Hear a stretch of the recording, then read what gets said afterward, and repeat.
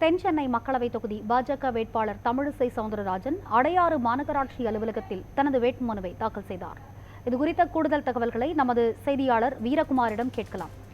வீரகுமார், சொல்லுங்க. தென் சென்னை மக்களவை தொகுதி பாஜக வேட்பாளர் தமிழிசை சவுந்தரராஜன் வேட்புமனு தாக்கல் செய்திருக்கிறார்.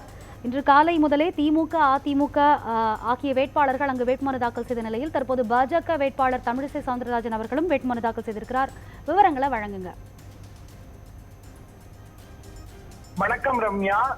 அதிமுக, திமுக மற்றும் பாஜக ஆகிய மூன்று கட்சிகளும் நேரடியாக களம் காணக்கூடிய ஒரு தொகுதியாக, நட்சத்திர தொகுதியாக தென் சென்னை நாடாளுமன்ற தொகுதியானது விளங்கி வருகிறது.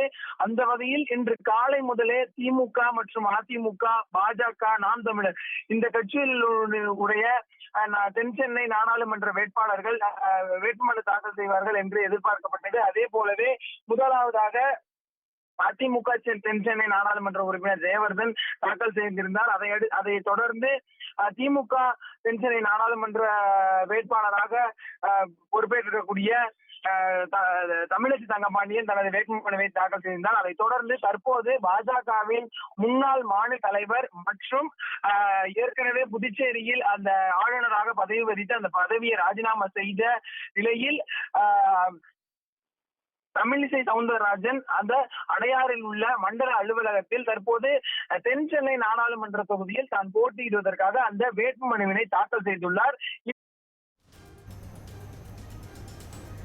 மும்முனை போட்டி நிலவும் தென் சென்னை மக்களவை தொகுதியில் பாஜக வேட்பாளர் தமிழிசை சவுந்தரராஜன் தனது வேட்புமனுவை தாக்கல் செய்திருக்கிறார். விவரங்களை வழங்கியமைக்கு நன்றி வீரகுமார்.